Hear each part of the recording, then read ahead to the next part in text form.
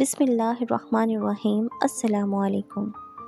نورالعین نے کنگا کر کے اپنے سیاہ لمبے بالوں کو کھلا چھوڑا اور آئینے میں اپنا عکس دیکھا۔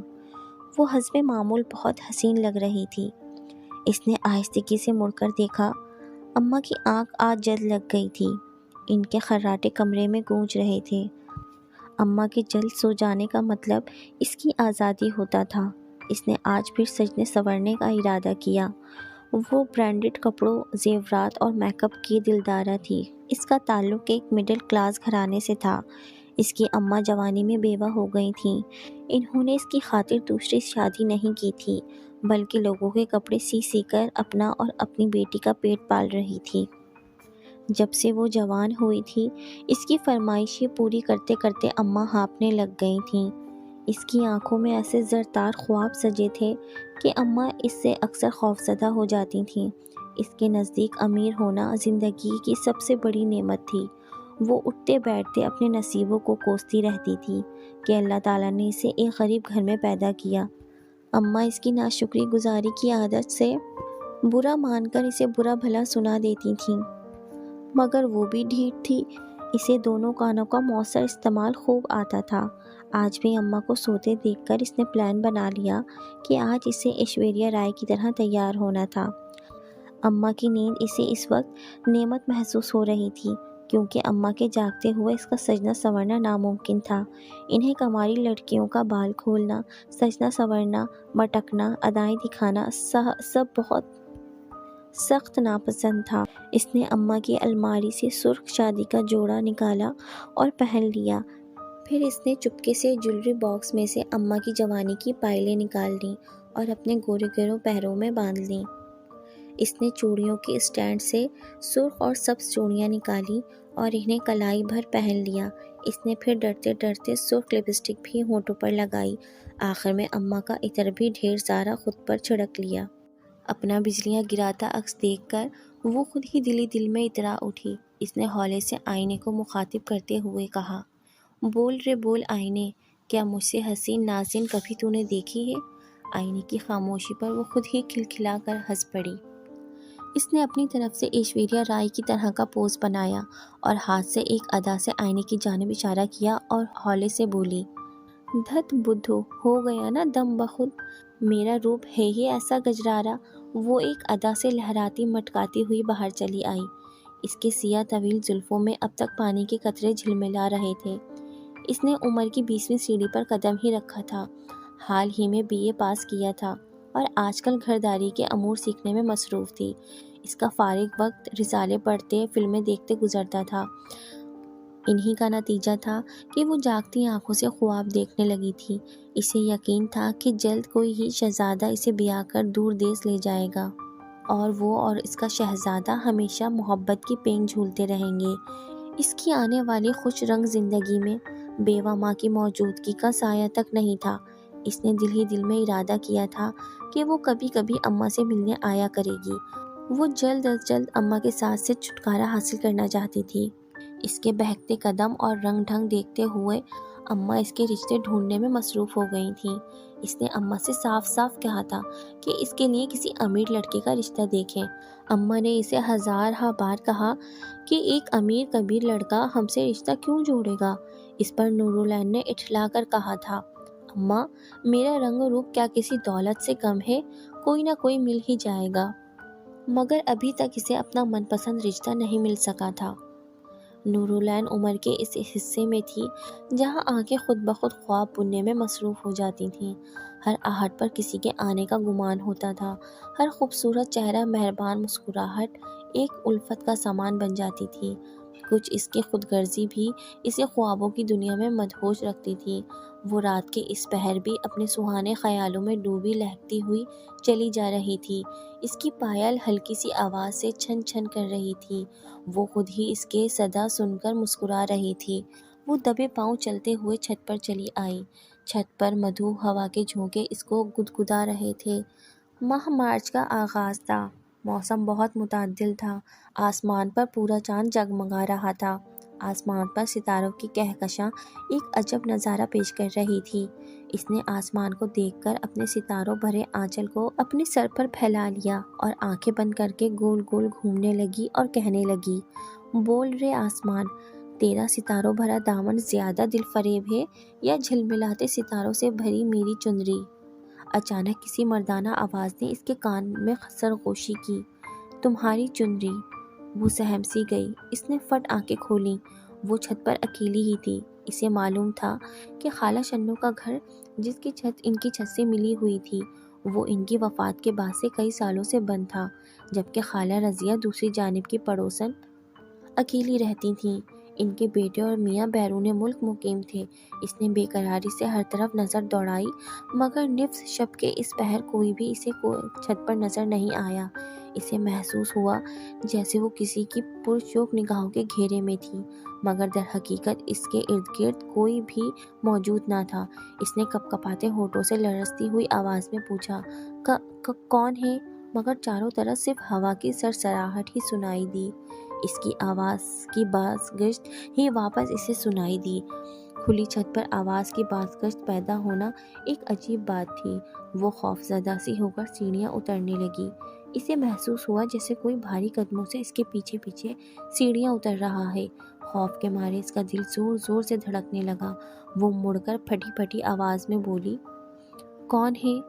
پتہ نہیں کہاں سے ایک شرارتی ہوا کا جھونکا اس کے بال بکھیر گیا، مگر اسے ایسا لگا جیسے کسی نادیدہ ہاتھ نے اس کے بال بکھرائے تھے۔ اس نے خوفزدہ ہو کر ارد گرد دیکھا اور بھاگتی ہوئی سیڑھیاں اتر گئی۔ وہ تیزی سے اماں کے کمرے کی طرف لپکی، مگر اچانک کسی نے اس کی کلائی زور سے پکڑ لی اور اپنی جانب سے کھینچا۔ گرفت یقیناً مردانہ تھی۔ وہ کسی چوڑے چکلے سینے سے ٹکرا گئی۔ اس کے منہ سے خوف کے مارے چیخ نکل گئی اور وہ چکرا کر بے ہوش ہو کر نیچے گر پڑی۔ اس کو جب دوبارہ ہوش آیا تو دن کی روشنی پھیل چکی تھی۔ اماں اس کے سرہانے فکر مند بیٹھی تھیں۔ اس نے اٹھنے کی کوشش کی تو اسے کمزوری سے چکر سا آ گیا۔ اسے محسوس ہوا کہ اس کے ہاتھ پیر مسیری سے بندھے ہوئے تھے۔ وہ کمزور آواز میں بولی، اماں مجھے درد ہو رہا ہے، رسیاں کھولو۔ اماں نے بے یقینی کے عالم میں اسے دیکھا اور دیوانہ وار اسے چومنے لگی۔ وہ بار بار کہتی جا رہی تھی، اللہ تیرا شکر ہے میری بچی صحیح ہو گئی۔ وہ ناسمجھی سے انہیں تک رہی تھی۔ تھوڑی دیر بعد جب اماں کے حواس بجا ہوئے تو انہوں نے اسے بتایا، بٹیا جمعرات کی آدھی رات کو تم میری شادی کا جوڑا پہنے دلہن کی مانند سجی سنوری نہ جانے باہر کیا کر رہی تھی؟ کسی ہوائی چیز سے ڈر کر تم صحن میں بے ہوش ہو گئی تھی۔ پھر 3 دن تک تم بخار سے پھونکتی رہیں اور نیم بے ہوشی کے عالم میں بار بار گھر سے نکلنے کی کوشش کرتی رہیں۔ میرے روکنے پر تم نے مشتمل مجھ پر حملہ کر دیا۔ مجھے یقین ہو گیا تھا کہ تم کسی ہوائی چیز کے زیر اثر تھیں۔ میں نہیں چاہتی تھی کہ تم خود کو یا مجھے نقصان پہنچاؤ، اس لیے مجبوراً یہ قدم اٹھانا پڑا۔ اس نے حیرت سے اماں کی جانب دیکھا۔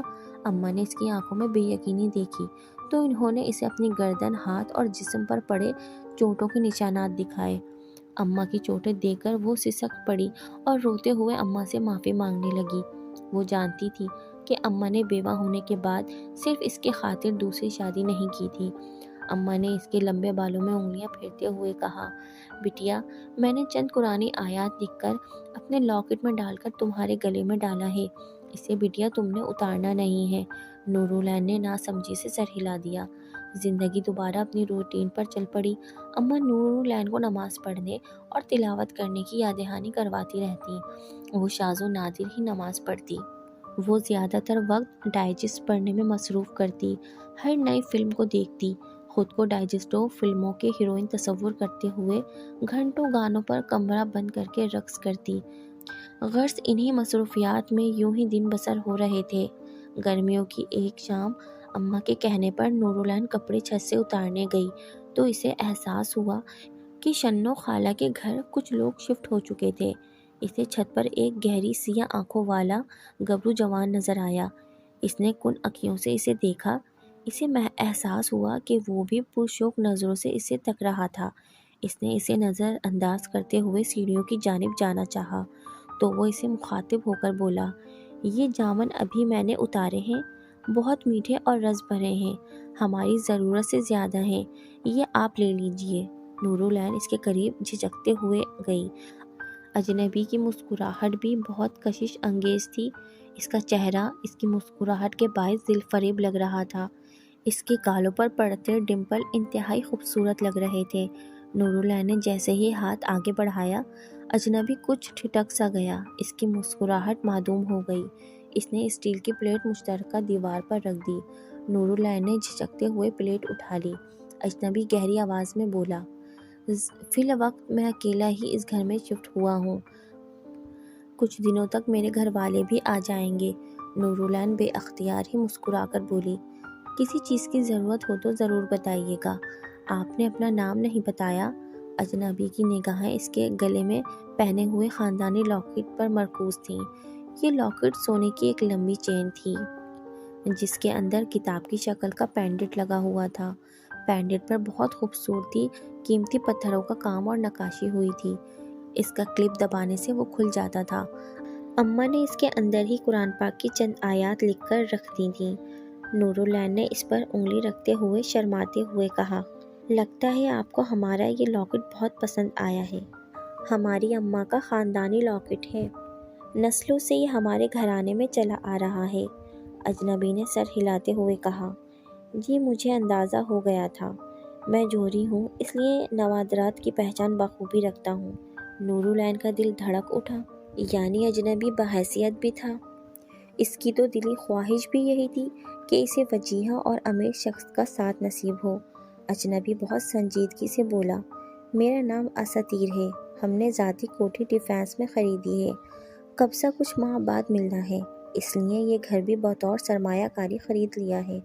نورالعین نے جامنوں سے بھری پلیٹ اٹھائی، کپڑے دوسرے ہاتھ میں تھامے اور مسکراتی ہوئی نیچے اتر آئی۔ اس کا دل کیا کہ اماں کو اساطیر کی آمد کے بارے میں بتائے، مگر یہ سوچ کر چپ ہو گئی کہ اگر اماں کو پتہ چل گیا کہ وہ تنہا رہتا ہے تو اس کا چھت پر جانا بند ہو جائے گا۔ یہ اسے کسی صورت منظور نہیں تھا۔ اماں اس کے ہاتھ میں جامن دیکھتے ہوئے بولی، بٹیا خالی مکانوں میں نہیں جاتے، وہاں جن اور دیگر ہوائی چیزیں مقیم ہونے لگتی ہیں۔ تو مغرب کے وقت درختوں کے گرد منڈلاتی پھر رہی ہے، عقل کی کچی۔ نورالعین نے جامن دھو کر کھاتے ہوئے ٹھنک کر کہا، اماں جن اور ہوائی چیزیں اتنی فارغ نہیں ہیں کہ خالہ شنو کے کھنڈر گھر کو رہائش کے لیے چنیں، آخرکار جنوں کا بھی کوئی معیار ہوتا ہے۔ اماں بڑبڑاتی ہوئی وضو کرنے چل پڑیں۔ انہوں نے اسے بھی نماز پڑھنے کے لیے کہا، مگر نورالعین نے سنی انسنی کرتے ہوئے اپنا فون اٹھایا اور فلم دیکھنے بیٹھ گئی۔ رات کو اماں طبیعت کی خرابی کے باعث جلدی سو گئیں اور اس کی تو جیسے مراد پوری ہو گئی۔ وہ ابھی ابھی نہا کر نکلی تھی۔ اس نے اپنی الماری سے گوٹے والی قمیص اور چوڑی دار پاجامہ نکالا اور سجنے سنورنے میں مصروف ہو گئی۔ وہ کچھ ماہ پہلے پیش آئے واقعے کو بھیانک خواب سمجھ کر بھول چکی تھی۔ وہ تیار ہو کر پائل پہن سج دھج کر سیڑھیاں چڑھتے ہوئے ہولے ہولے گنگنانے لگی۔ چھت پر پہنچ کر اس نے آسمان کی طرف نظر دوڑائی۔ آسمان ستاروں سے بھرا ہوا تھا، چاند چاندنی کی تھالی کے مانند آسمان کے وسط میں ٹکا ہوا تھا۔ سمندر سے آنے والی ہوا اس کی کھلی زلفوں سے اٹکھیلیاں کرنے میں مصروف تھی۔ وہ بھی آنکھیں بند کیے گنگنانے میں مصروف تھی۔ اچانک اسے احساس ہوا کہ کوئی اسے پرشوق نگاہوں سے تک رہا تھا۔ اس نے ارد گرد دیکھا مگر اسے فوری طور پر کوئی نظر نہیں آیا۔ اس نے سر جھٹکا اور چھت پر پڑے موتیوں کے گملوں سے پھول اتارنے میں مصروف ہو گئی۔ اماں نے بے شمار پھول دار پودے گملوں میں لگا کر چھت پر رکھ دیے تھے۔ اس وقت ان کے باعث فضا مہک رہی تھی۔ رات کی رانی کی میٹھی خوشبو سب خوشبوؤں پر حاوی تھی۔ وہ پھول اتارتے اتارتے خالہ شنو کی چھت کی دیوار کے قریب پہنچی۔ اچانک اسے اندھیرے میں دو چمکتی آنکھیں اپنے انتہائی نزدیک نظر آئیں۔ وہ انتہائی خوفزدہ ہو گئی، مگر پھر اسے احساس ہوا کہ درمیانی دیوار پر سیاہ کپڑوں میں ملبوس اساطیر بیٹھا اسے پرشوق نگاہوں سے تک رہا تھا۔ عجب بات یہ تھی کہ اس وقت اس کی آنکھیں سبز محسوس ہو رہی تھیں۔ اسے ایسا لگ رہا تھا جیسے دو دیے جل رہے تھے۔ گھبراہٹ میں نورالعین کے دوپٹے میں جمع شدہ سارے موتیے کے پھول گر گئے۔ کچھ پھول اساطیر کے بالوں میں ٹک گئے۔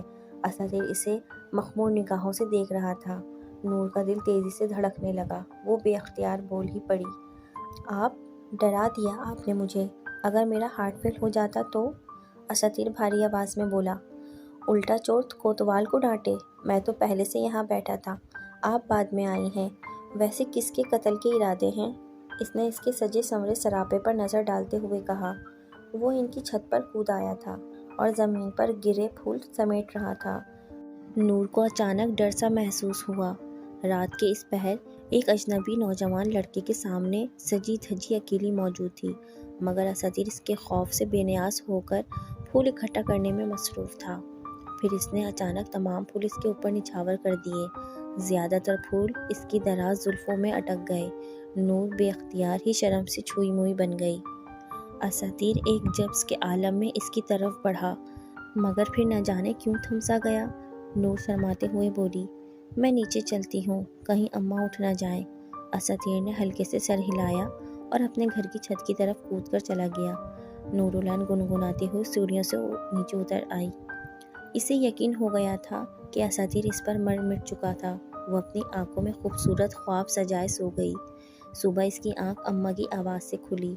دور مولوی صاحب نماز فجر کے لیے اذان دے رہے تھے، مگر گزرتی رات کے لیٹ نائٹ ایڈونچر کے باعث اس سے اٹھا ہی نہیں گیا۔ وہ آ کرتی کروٹ بدل کر پھر سو گئی۔ دن چڑھے جب وہ سو کر اٹھی تو اماں کا موڈ بہت خراب تھا، مگر اس نے اپنے روایتی پیار محبت سے انہیں منا لیا۔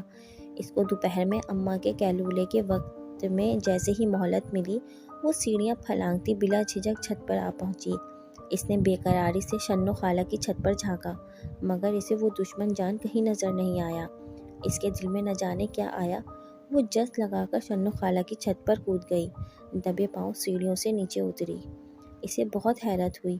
گھر کا صحن بہت گندا تھا، جا بجا درختوں کے پتوں کے ڈھیر، ہڈیاں اور گوبر پڑا ہوا تھا۔ ایک عجب سی بدبو گھر میں پھیلی ہوئی تھی۔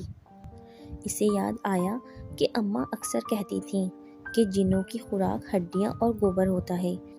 اسے خود بخود ہی اپنا احمقانہ سوچ پر ہنسی آ گئی۔ منہ کھول کر ہنسنے کے باعث بدبو اس کی ناک میں بس گئی۔ اس نے ناگواری سے بے اختیار ہی دوپٹے کو ناک پر رکھ لیا اور بڑبڑائی، توبہ توبہ کتنے گندے ہیں آپ اساتیر۔ یہ کہنے کی دیر تھی کہ ایک پلا ہوا بلّا دیوار پر چلتے ہوئے اس کے سامنے آ پہنچا۔ اس کی آنکھیں سبز دیو کی مانند دمک رہی تھیں۔ اس کو بے اختیار ہی اساتیر کی آنکھیں یاد آ گئیں۔ وہ ناک پر دوپٹہ رکھے صحن کے کمرے میں داخل ہو گئی۔ کمرے میں داخل ہو کر وہ ایک لمحے کے لیے چکرا سی گئی۔ وہ کمرہ کسی طور پر خالہ شنو کے پرانے گھر کا کمرہ نہیں تھا۔ وہ کمرہ نہایت ہی آراستہ تھا۔ بھاری آبنوس کی لکڑی کا منقش فرنیچر، معطر فضا، جا بجا جلتے شمعدان، کمرے میں بھاری پردے کھنچے ہوئے تھے۔ کسی کمرے سے کسی مغنیہ گانے کی سریلی آواز آ رہی تھی۔ نورالعین سحر زدہ سی ہو کر کمرے کا دروازہ کھولا اور جھجکتے ہوئے باہر نکلی۔ اس کے سامنے ایک طویل راہداری موجود تھی۔ اس نے بے یقینی سے ارد گرد دیکھا۔ 5 مرلے کے پرانے گھر کا نقشہ اس وقت بدلا ہوا لگ رہا تھا۔ اسے ایسا لگا جیسے شنو خالہ کا گھر اینکڑوں کے رقبے پر محیط ہو گیا تھا۔ اس کا ماتھا پسینے سے بھر سا گیا۔ اس کا دل زور زور سے دھڑک رہا تھا۔ اسے ایسا احساس ہوا کہ وہ کسی جادو نگری میں آ گئی تھی۔ اسے اپنی کل کی پڑھی ہوئی کتاب ایلی کا خواب نگر یاد آ گئی۔ اچانک ایک کمرے سے ایک حسین لڑکی برآمد ہوئی۔ اس نے جامنی رنگ کا غرارہ سوٹ پہنا ہوا تھا۔ اس کے زیورات بہت ہی قیمتی اور جڑاؤ تھے۔ وہ اسے دیکھ کر مسکرائی اور بے تکلفی سے بولی، ارے نور، تم کب آئیں؟ اس نے حیرت سے اس کی جانب دیکھا اور ہکلاتے ہوئے بولی، تم کون ہو؟ یہ کون سی جگہ ہے؟ لڑکی ترنم قہقہا لگا کر ہنس پڑی اور بولی، بھائی کیوں اتنا ڈر رہی ہو؟ میں اساتیر کی بہن لافین ہوں۔ کل ہی اماں، میں اور دیگر بہن بھائی ادھر شفٹ ہوئے ہیں۔ اساتیر کو دل دیتے ہوئے تم نے 1 منٹ نہیں سوچا، اب میرے سامنے بن رہی ہو۔ نورالعین شرم سے سرخ ہو گئی اور شرما کر بولی، آپا میں چلتی ہوں۔ لافین اس کے آگے ایک دم کھڑی ہو گئی، مگر پھر اس کی نگاہ اس کے گلے میں پڑے جڑاؤ لاکٹ پر پڑی۔ اس کا رنگ متغیر سا ہو گیا۔ وہ ہکلاتے ہوئے بولی، اتنی جلدی کیوں ہے؟ چلو میں تمہیں اپنا کمرہ دکھاتی ہوں۔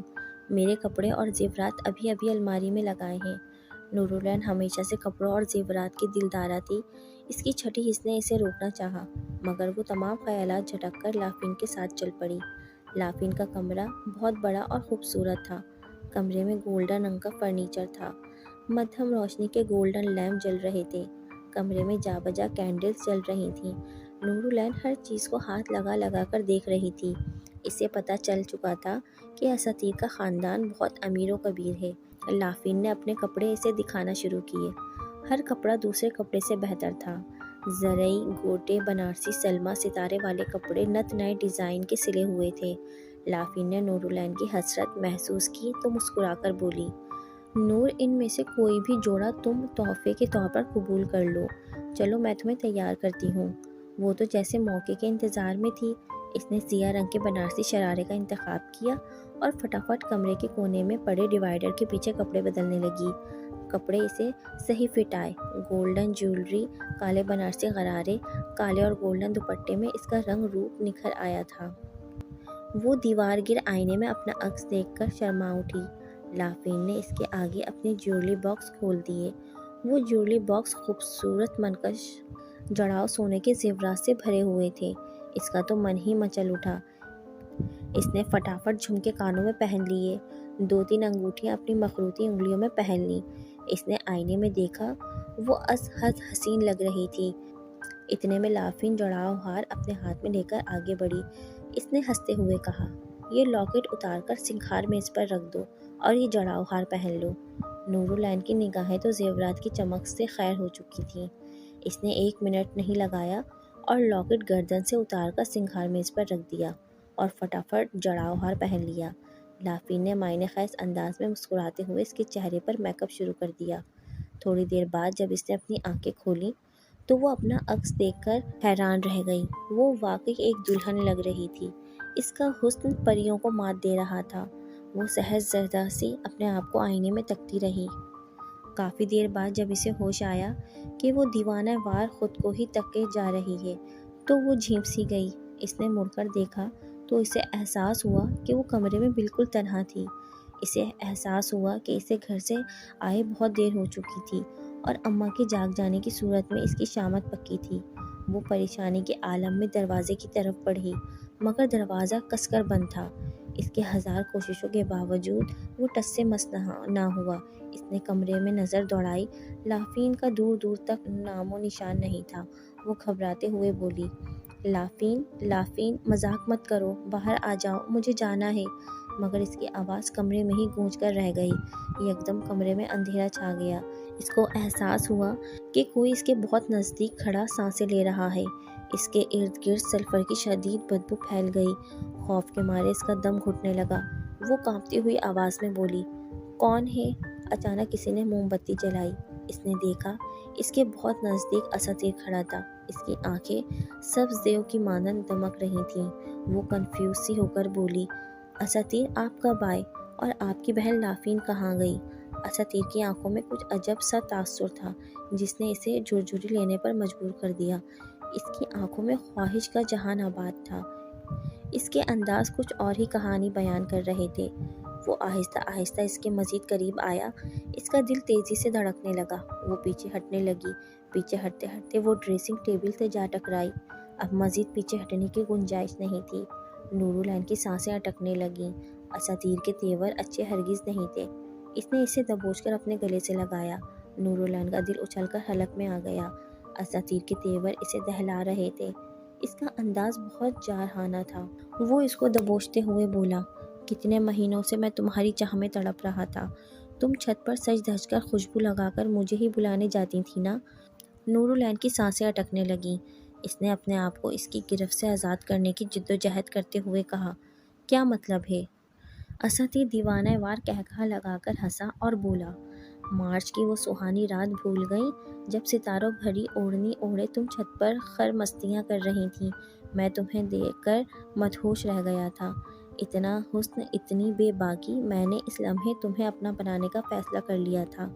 میں نے تو اسی رات تمہیں حاصل کر لینا تھا۔ اگر تم میری گرفت میں آ کر بے ہوش نہ ہو گئی ہوتی، پھر تمہاری اماں نے موقع پہ آ کر میرا پلان خراب کر دیا۔ تمہاری اماں نے فوراً قرآنی آیات پڑھنی شروع کر دی۔ مجھے مجبوراً وہاں سے بھاگنا پڑا۔ میں تمہیں وہاں سے بے آبرو نہیں کر سکتا تھا۔ میں نے کوشش کی کہ تمہیں گھر سے کسی طور باہر لے آؤں، مگر تمہاری اماں نے تمہیں میری دسترس سے دور کر دیا تھا۔ آج اتنے ماہ بعد مجھے موقع ملا ہے تو تمہیں میں کیسے جانے دوں؟ اب تم اس گھر میں ہمیشہ رہو گی میرے ساتھ۔ نور العین کی آنکھیں برس اٹھیں۔ وہ آنسو بھرے آواز میں بولی، تم کون ہو؟ تم مجھے ڈرا رہے ہو؟ مجھ سے مذاق کر رہے ہو نا؟ مجھے جانے دو پلیز۔ اساتیر نے جواباً ایک زوردار قہقہہ لگایا اور اچانک بلے کی شکل میں تبدیل ہو گیا۔ نور العین کی آنکھیں دہشت سے پھٹ گئیں۔ اس کا سانس اس کے سینے میں اٹکنے لگا۔ اس نے آنکھیں بند کی اور سانس ہموار کرنے کی کوشش کی۔ اس نے آنکھیں کھولی تو اساتیر مسکراتا ہوا اس کے سامنے موجود تھا۔ وہ ٹہرے ٹہرے لہجے میں بولا، تم نے پوچھا تھا نا کہ میں کون ہوں؟ میں ایک جن ہوں۔ اب تم میری قید میں ہو۔ میں تم پر فدا ہو گیا ہوں، اس لیے اب تمہارا پیچھا میں چھوڑنے والا نہیں ہوں۔ نور العین کو زندگی میں پہلی بار اس بات کا احساس ہوا کہ اماں اسے کتنی عقل کی باتیں سمجھاتی تھیں، مگر وہ انہیں ہمیشہ قدامت پسند کہہ کر ان کا مذاق اڑاتی تھی۔ اماں ہمیشہ کہتی تھیں، بٹیا مغرب کے بعد ہوائی چیزیں اور دوسری اللہ کی مخلوق آزاد ہو جاتی ہے۔ ایسے میں بسم اللہ کہہ کر گھر کے دروازے بند کر دینے چاہیے۔ مجبوری کے علاوہ گھر سے باہر نہیں نکلنا چاہیے۔ مگر وہ ہمیشہ ان کی باتوں کو سنی انسنی کر دیتی تھی۔ اساتیر اس کی طرف پیش قدمی کرتے ہوئے بولا، تم مذہبی تو ہرگز نہیں ہو۔ صرف مسلمان گھرانے میں پیدا ہونا تو کوئی کمال نہیں ہے۔ تم پیدائشی مسلمان ہو، مگر تمہیں تو مذہب کے سمجھ بوجھ ہی نہیں ہے۔ نماز قرآن سے تم دور بھاگتی ہو، فلموں کی شوقین ہو، رقص کرنے میں تمہیں مہارت حاصل ہے۔ تمہارا جھکاؤ تو ہندوؤں کی ثقافت کی جانب ہے۔ تمہارے کمرے سے تلاوت کی آواز آتی ہوتی تو آج یہ دن نہ دیکھ رہی ہوتی تم۔ میں نے تو جب سنا تمہارے کمرے سے بھجن کی آوازیں ہی آتی تھیں۔ یاد ہے نا، ہر ہندی فلم کا آغاز بھجن سے ہی ہوتا ہے۔ نور العین آنکھیں پھاڑ پھاڑ کر اسے تک رہی تھی۔ اس کی سب باتیں درست تھیں۔ اسے دل ہی دل میں شرمندگی سی ہونے لگی، کیونکہ وہ نام ہی کی مسلمان تھی۔ اس کی حالت سے اساتیر نے محفوظ ہوتے ہوئے قہقہہ لگایا اور بولا، میں تو خود بت پرست ہوں، تو میں نے اسی جانب متوجہ ہونا تھا جہاں سے مجھے مسلسل بلاوا آ رہا تھا۔ مجھے اتنا عرصہ روکنے والی واحد ایک ہی چیز تھی، وہ لاکٹ جو تمہارے گلے میں ہوتا تھا۔ مجھ جیسے جن کو وہی روک لیتا تھا۔ آج اس جڑاؤ قیمتی ہار کی بدولت وہ بھی اتر گیا۔ وہ یہ کہتے ہوئے شیطانی انداز میں مسکراتے ہوئے اس کے قریب آیا۔ اس وقت اس کے چہرے کے نقوش بگڑنے لگے۔ نور العین نے خوف کے مارے آنکھیں میچتے ہوئے دیوانہ وار ڈریسنگ ٹیبل پر ہاتھ مارا۔ اس کے ہاتھ اس کا اتارا ہوا لاکٹ آ گیا۔ اس نے وہ لاکٹ پھرتی سے اپنے گلے میں ڈال لیا۔ پھر اس نے ماؤس 3 کا ورد شروع کر دیا۔ اس نے ڈرتے ڈرتے آنکھ کھولی۔ اساتیر چاہتے ہوئے بھی اسے پکڑ نہیں پا رہا تھا۔ نور العین نے اپنا لاکٹ اس کے ہاتھ سے مس کر دیا۔ لاکٹ سے مس ہوتے ہی اس کا جسم کو آگ لگ گئی۔ وہ تکلیف سے چیخا۔ نور العین نے موقع غنیمت جانا اور بھاگتے ہوئے کمرے سے باہر نکل گئی۔ سامنے سے اچانک لافنگ بھاگتی ہوئی آئی اور اسے پکڑنے کی کوشش کرنے لگی۔ نور العین نے اس کے ہاتھ پر بھی لاکٹ مس کر دیا۔ وہ بھی چیختی ہوئی گر گئی اور شعلوں میں گر گئی۔ دیکھتے دیکھتے پورے گھر نے آگ پکڑ لی۔ نور العین شعلوں سے لڑتی باہر آئی اور بھاگتے ہوئے چھت پر جا پہنچی۔ اس نے اپنی چھت پر چھلانگ لگائی اور بھاگتے ہوئے سیڑھیاں طے کر کے نیچے پہنچ گئی۔ اس کی ٹانگیں بری طرح کپکپا رہی تھیں۔ اس نے اپنے کپڑوں پر نظر ڈالی اور سن رہ گئی۔ اس نے وہی عام سا نیلے رنگ کا سوٹ پہنا ہوا تھا۔ اس کا مطلب یہ ہے کہ جو بھی وہ ہوا تھا وہ فقط نظر بندی کا کمال تھا۔ اس نے فوراً وضو کیا اور سجدہ شکر بجا لائی۔ اسے اس بات کا اندازہ ہو گیا تھا کہ دنیا کی سب سے بڑی دولت صرف ایمان کی دولت ہے۔ اسے یہ بھی پتہ چل چکا تھا کہ اندھی خواہشات اور بیجا نمود و نمائش ہمیشہ انسان کو ذلت اور رسوائی کے گڑھے میں ہی دھکیلنے کا باعث بنتی ہیں۔ اس نے ڈرتے ڈرتے خالہ شنو کے گھر جھانکا۔ گھر میں آگ لگنے کے کوئی آثار دور دور تک موجود نہیں تھے۔ صحن میں ہڈیاں گوبر کے ڈھیر بھی نظر نہیں آ رہے تھے۔ اس نے بے یقینی سے اپنی آنکھیں ملی اور دبے پاؤں چلتی کمرے میں گئی اور اماں کے ساتھ لیٹ گئی۔ اس نے سوچا، پتہ نہیں آج کا بیتا واقعہ سچا تھا یا میرے تاخیل کا کمال تھا، مگر مجھے اساتیر کا طعنہ عمر بھر یاد رہے گا۔ میں اب انشاءاللہ باعمل مسلمان بنوں گی، کیونکہ یہی میری حقیقی پہچان ہے۔ اس نے اماں کے ہاتھوں کو دھیرے سے چوما اور دھیرے سے آنکھیں بند کر لیں۔ اگر آپ کو میری یہ کہانی پسند آئی ہے تو میرے چینل زوہا سینٹر وائس کو سبسکرائب کریں اور بیل آئیکن پر کلک کریں۔ ملتے ہیں پھر مزید کہانیوں کے ساتھ، تب تک کے لیے اللہ حافظ۔